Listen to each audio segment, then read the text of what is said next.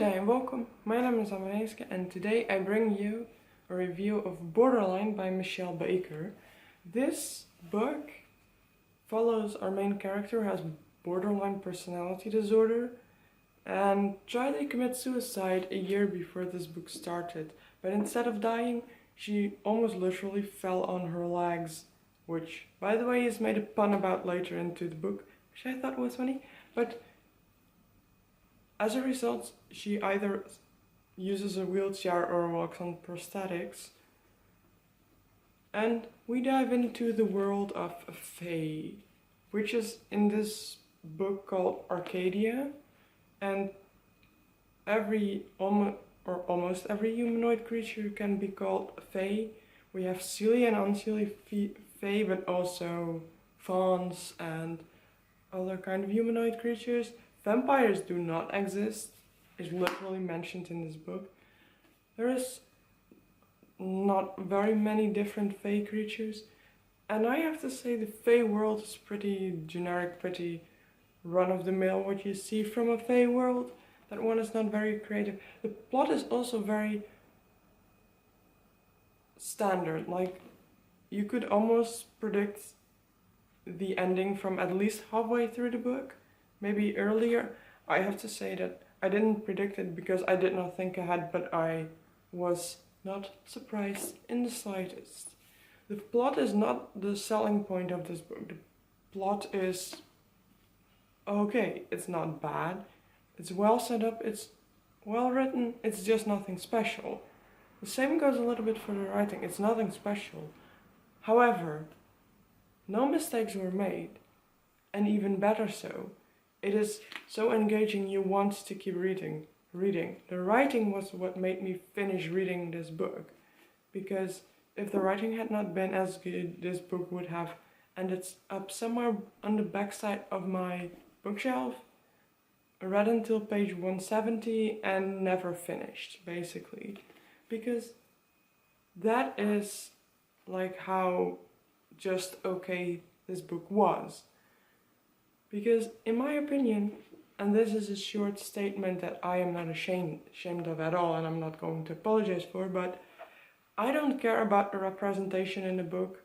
If the book is written just okay or poorly, if the plot is built up poorly or just as a generic thing, that does not make your book 5 stars.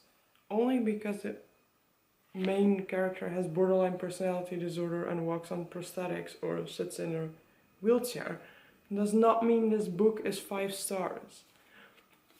What I thought about it also, especially in the first half, 2/3 of the book, the way the borderline representation was put into this book was actually quite annoying, because our main character would constantly make statements like borderlines do this, borderlines do that, borderlines do that. And even though those of course were the symptoms of borderline personality disorder, they would probably be showcased and appearing in different people a little bit differently, with different severities.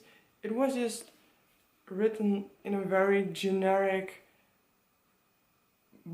borderline does this to everyone who has it type of way, that yes, it probably would, because they are the symptoms of borderline personality disorder, but it just felt like they were copied and pasted with a little bit of an own twist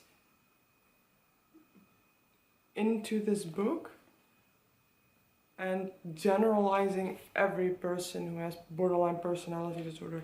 Now, I don't know the most about it, but I know that just probably like with autism and depression and ADHD and schizophrenia, and people experience their symptoms differently and struggle more with different symptoms. Like they probably have either 90 to 100% of what is written in the DSM.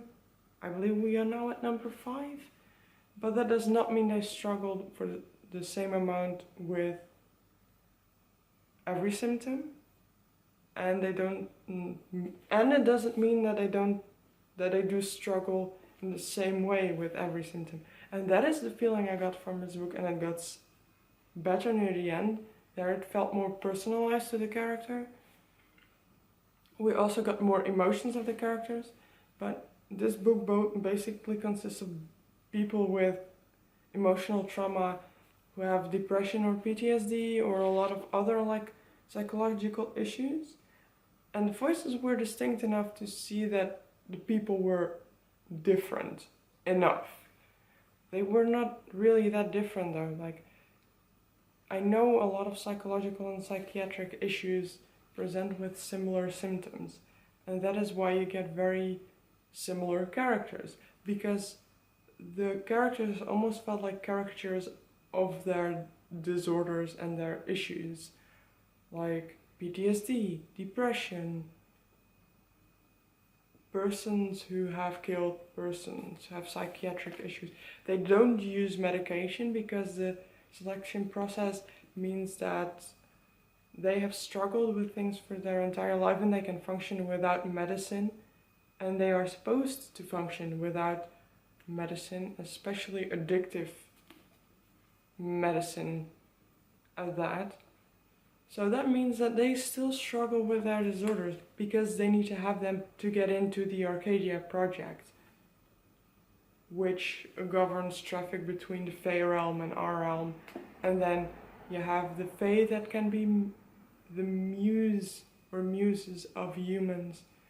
We have a lost or missing person that is being looked for, and then you get a twist somewhere like halfway or 2/3 through the book that turns out that it is not what it seems. But like, the characters were just okay. I would not give this book a very high rating. I believe when I averaged my gradings out, it got like a 6 to a 6.5 or so out of 10, which would still mean a 3 stars. Simply because for me a 3 stars is a passing grade basically, and a 6.5 or a 6 is definitely a passing grade. But I think I've said everything I wanted to say. Everything is okay, the writing sucks you in, it's nothing very special. The characters are distinct, but not distinct enough to be more than caricatures of their disorders and diseases. So that is just okay as well. The representation is written in not as poorly as it could have been, but also not as good as it could have been. Because this is obviously written to be a book that represents borderline personality disorder. Yeah, the writing style made me consider checking out what book 2 is about, and I did it, and definitely that description made me more interested in reading the second book than the ending of this book, because this stands well on its own. It's a little bit like Scythe by Neil Shusterman or A Darker Shade of Magic by Victoria Schwab. The first book in a trilogy that feels like you can read it on its own and you don't really need a sequel. So we will see what happens. I thought this was okay. If you're curious for it, definitely pick it up. It has a lot of high ratings, so I might be the other one out just giving it a mediocre rating. But it was a nice experience, but I'd rather have an urban fantasy world that is a little bit more creative. Just my opinion. But this is what I have for now. Thank you for watching, and on to it.